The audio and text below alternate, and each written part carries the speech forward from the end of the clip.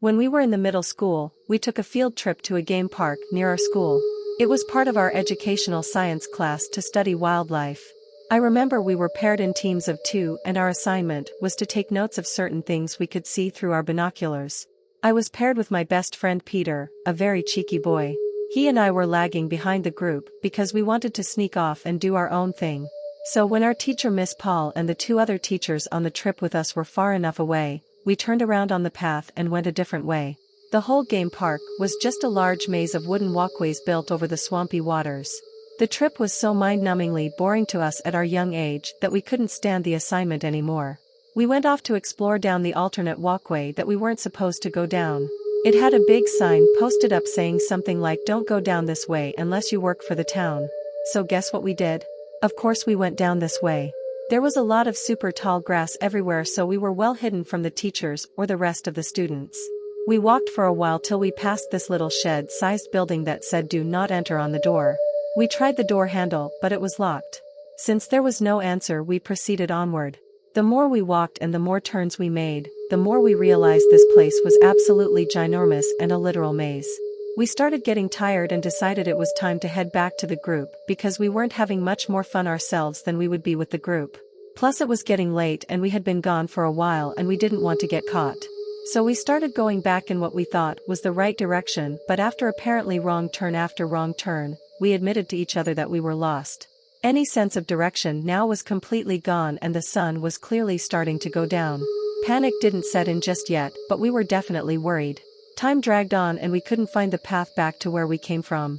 We tried finding that little building that we had just passed as a sign that we were going in the right direction, but we couldn't. The tall swampy marsh grass was taller than us and blocked sight of everything. The sun was now setting and there was no way our class and teachers were still here.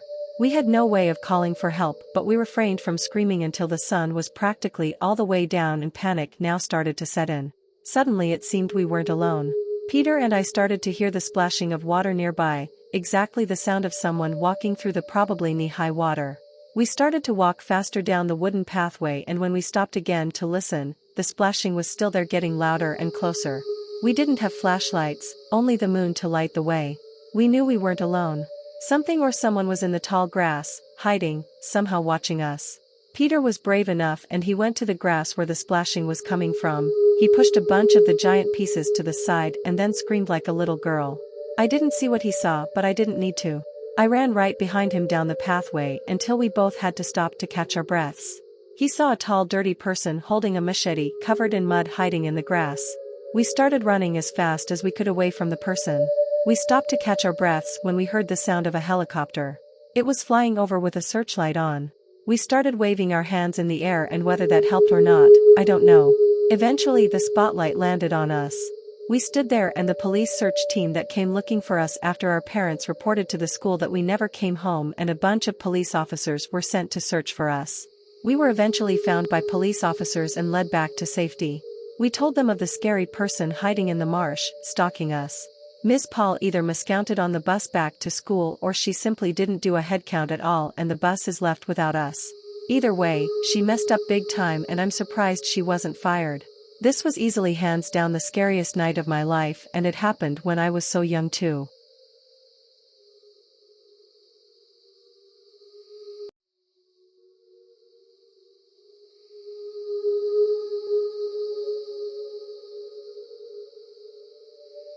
I was in the 9th grade, and I went on a field trip with my Boy Scout troop to Majingo Island, in Uganda. We had the opportunity to sleep on the island in some shanties. A few of my friends from the troop and I had elected to go, seeing as this was a once-in-a-lifetime opportunity. We arrived on a ferry around 2 p.m. or so. Our tour guide was telling us about the history of the island. As the tour went along, my friends and I were joking around about how this place was haunted. To make things even more thrilling, our tour guide decided to wait until midnight to take us to the execution area in the hospital. My friends Aisha, Steve, and I kept trying to scare each other every opportunity we got, like I hid behind one of the dark corners and popped out when Steve was approaching. Eventually we made our way to the execution room.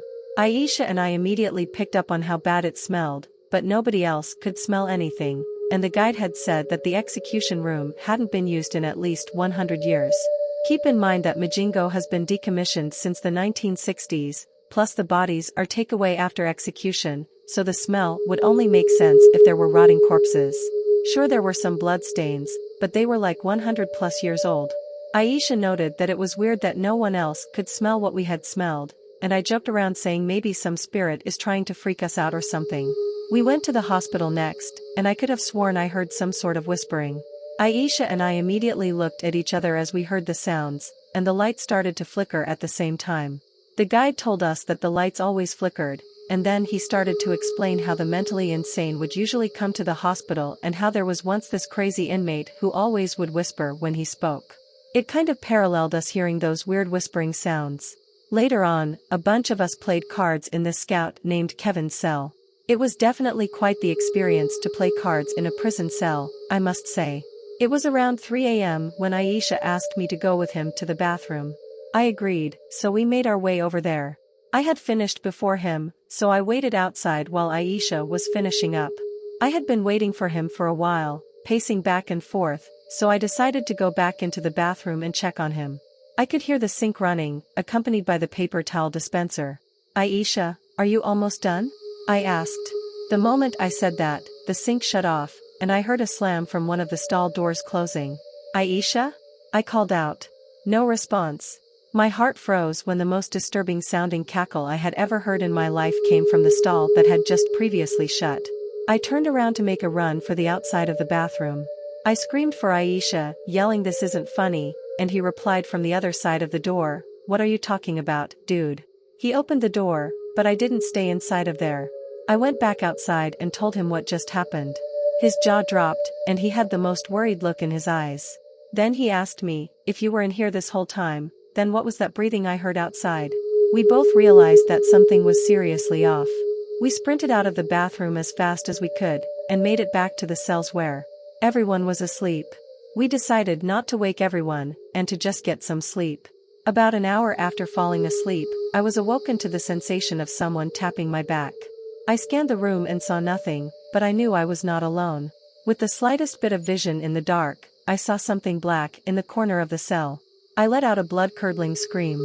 My scoutmaster came over and asked me what the problem was. I didn't even know what to say. Needless to say, Majingo Island has a long history, and what my friend and I had experienced was nothing short of paranormal.